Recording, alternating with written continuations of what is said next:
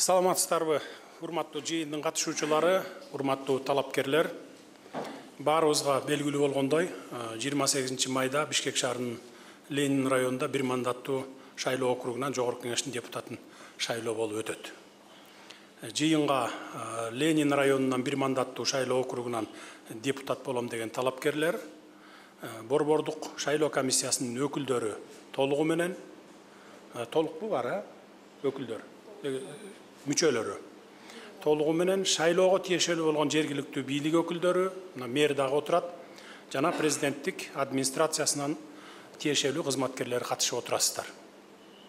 Бул жыйындын демилгечиси менмин.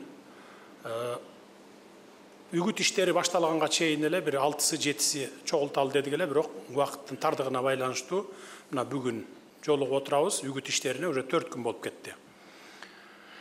Жогорку Кеңешке бир округтан бир депутатты шайлоо болуп жатса, бул президенттин талапкерлер менен жолугушуусу туурабы деген суроо туулушу мүмкүн араңыздарда. Мен дароо эле алдын ала белгилеп айтып кетейин. Жалпы Жогорку Кеңешке болобу, же бир эле шайлоо округунан бир депутат шайлоого катышып аткан болобу, бул шайлоо процесси чоң саясий иш-чаралардын бири болуп эсептелет. Өзүңүздөр билесиздер, эгемендүү Кыргызстандын тарыхында шайлоолордун жыйынтыгына бир нече жолу наразычылыктар жаралып, элдин талаптары эске алынбай, талапкерлердин талаптары да эске алынбай, тилекке каршы 3 жолу төңкөрүштү башыбыздан кечирдик.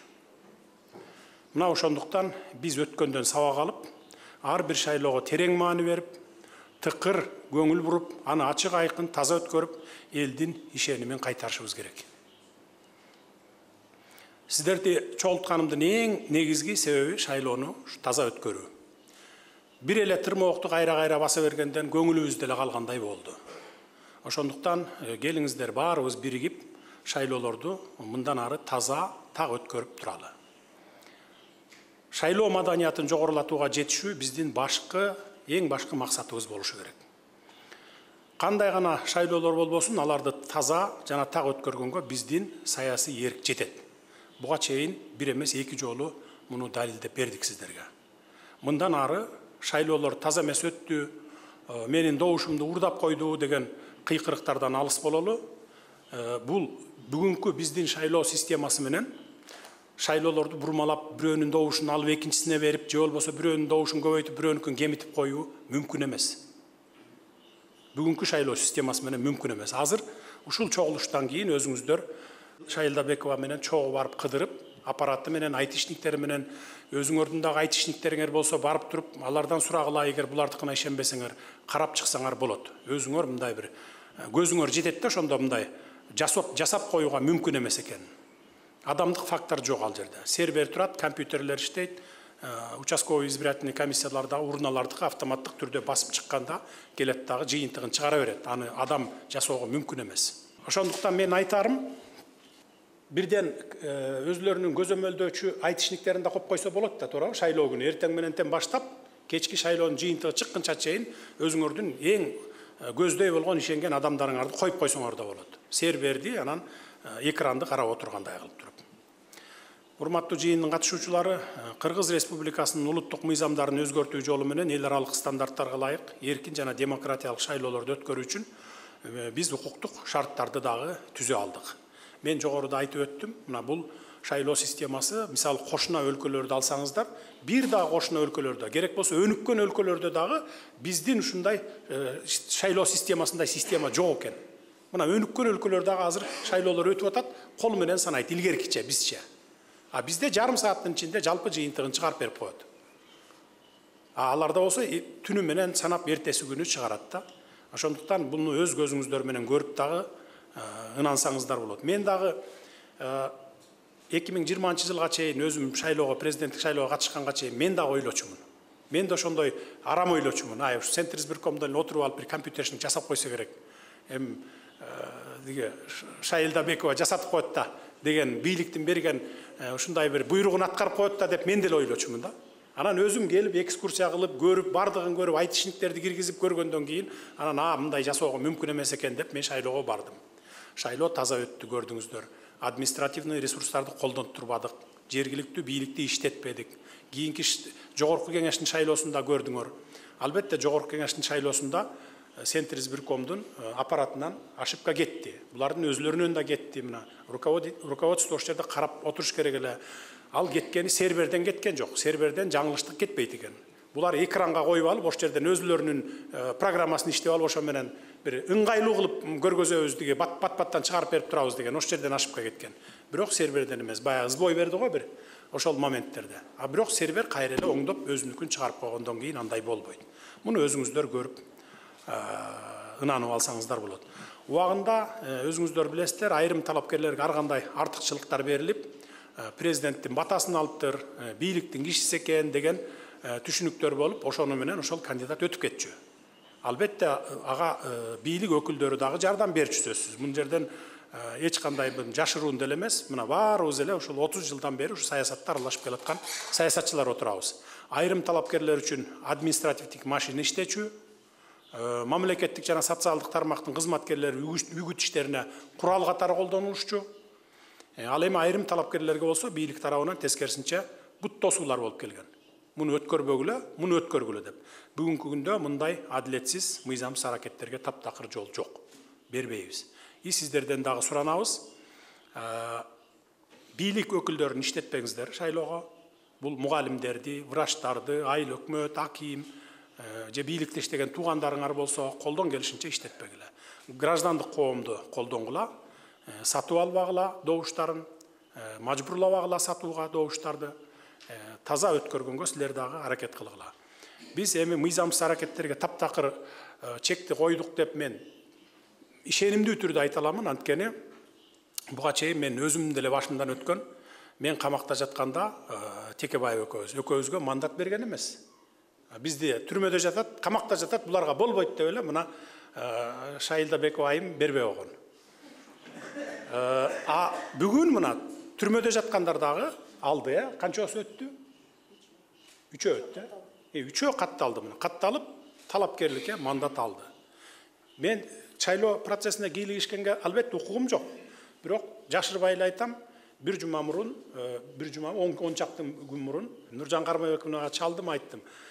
Талапкерлер, баягы кандидаттар өтүп атат каттоодон. Анан баягы түрмөдө жаткандар дагы берип атыптыр, ошолорго дагы берип коюңуз. Баягы мурунку катаны кайталабайлы. Өтсө өтүп кетет. Эгерде шайлоочулары болуп, эли ынанып шайласа, мейли өтүп кетсин. Мандат беребиз өтүп кетсе. Азыр аягында берем сөз сиздерге. Мыйзам деген мыйзам. Мындан ары мыйзамды биз сактап, адилеттүүлүктү сактап, шайлоолорду таза өткөрсөк эле, биздин эч нерседен корко турганга нерсебиз болбойт. Бийлик тарабынан, биз бийлик тарабынан шайлоолорго ар кандай ыкма менен аралашууга дагы жол бербейбиз. Ошондуктан мына бүгүн сиздер менен жолугушууга Бишкек шаарынын Ленин округу боюнча шайлоого тиешелүү бардык жетекчилерин чакырдык. Алдыңыздарда мына башкы прокурор отурат, ички иштер министри, Бишкек шаарынын мэри, жана башка жетекчилер отурат, мына ГКМБнын өкүлү отурат. Бардыгын атайлап чакырдым. Сиздердин алдыңыздарда шайлоону таза жана так өткөрүүгө тиешелүү жетекчилердин бардыгына эскертип атам. Силер өзүңөр дагы башка кандайдыр бир кандидатка иштебегиле, болгону шайлоочулардын добушун сатып алганга жол бербегиле, калганы бардыгы таза өтөт деп. Бир дагы муниципалдык кызматкер үгүт иштерине аралашпасын. Мэрияга жана ошол Ленин райондук жетекчилерге, районун жетекчилерине тиешелүү бул. Бардык талапкерлерге бирдей шарттарды түзүп бериңиздер. Кайсы бир талапкерге бийлик өкүлдөрү тарабынан колдоо болгондугу, же болбосо тескерисинче бут тозуу болуп жаткандыгы айтылса, же болбосо ошондой маселеге күбө болсоңуздар, урматтуу кандидаттар, тийиштүү жетекчилерге карата катуу чаралар көрүлөт. Эгерде ошондой көрүнүш болуп аткан болсо, мага кабарласаңыздар болот. Сөзсүз түрдө реакция беребиз. Эң башкысы шайлоо учурунда Кыргыз Республикасынын мыйзамдарынын так сакталышын көзөмөлгө алыңыздар. Талапкерлер тарабынан добуштарды сатып алуу, бюллетендерди сүрөткө тартып, шайлоочулардан отчет алуу, добуш берүүнүн купуялуулугун бузуу, шайлоочуларды шайлоо тилкелерине ташып келүү жана башка мыйзамсыз аракеттерге ыкчам түрдө мыйзамдык чаралар көрүлүшү керек. Бул укук коргоо органдары менен улуттук коопсуздук кызматкерлеринин түздөн түз иши бул. Сиздерге дагы кайрылып кетем. Урматтуу талапкерлер, мыйзам алдында баарыбыз бирдейбиз. Шайлоону таза өткөрүү жеке эле мамлекеттик бийликтин милдети эмес, жаран катары сиздердин дагы толук милдеттериңиздер. Сиздер да шайлоонун таза өтүшүнө өз салымыңыздарды кошушуңуздар керек. Сиздер ар кандай чагымчыл көрүнүштөрдөн, мыйзамсыз айыптоолордон, элди экиге бөлүп жаруудан алыс болуңуздар. Өзүңүздөрдү, өкүлдөрүңүздү, ишенимдүү адамдарыңыздарды, агитаторлорду, тууган урук, дос тамыр, тааныштарыңыздарды шайлоочулардын добуштарын сатып алуудан оолак болууга чакырыңыздар. Добуштарды сатып алууга бийликтеги тааныш билишке таянууга жол берилбейт. Муну эсиңиздерден чыгарбаңыздар. Биз баарыңыздарга бирдей шарт түзүп беребиз. Ошол түзүлгөн шарттарды бийик жоопкерчилик менен колдонуңуздар. Эгерде мамлекеттик же муниципалдык кызматкерлер тарабынан сиздерге кысым болуп, же бир кандайдыр жол менен, мындай билинер билинмес жол менен дагы ушундай тоскоолдуктар болуп жатса, билдиресиздер аны. Ар бир мыйзамсыз аракетке катуу чараларды көрөбүз. Урматтуу борбордук шайлоо комиссиянын мүчөлөрү, бардык талапкерлерге бирдей мамиле жасаңыздар. Ар бир даттанууга, ар бир арызга ыкчам чара көрүп, мыйзамдуу иш алып барыңыздар. Шайлоо мыйзамдарынын бузулушуна таасир этүүчү жагдайлар, жаналарга карата чаралар жөнүндө шайлоочуларды, элибизди, жалпы жарандарды кабардар кылуу максатында ыкчам таасир этүүчү координациялык топ түзүп койсоңуздар жакшы болот эле. Жогорку кеңештин депутаты, эл өкүлү болуу бул өтө бийик жоопкерчиликтүү вазипа, оор милдет негизи. Бул жүктү көтөрө алгандар да бар, көтөрө албагандар да бар. Ачык дискуссияларда өлкөнү өнүктүрүүнүн жолдору белгиленген, багыттар аныкталган конкреттүү программасын элге жеткире билип, калктын ишенимине ээ болуп, шайланып келген талапкерди чыныгы эл өкүлү десек болот. Андыктан Ленин округунан элдин таламын талашып, калк көйгөйүн көтөрө билген, жалпы мамлекеттин кызыкчылыгын коргой алган, өлкөбүздүн өнүгүүсүнө салым кошо турган чыныгы эл өкүлү келишин тилеймин.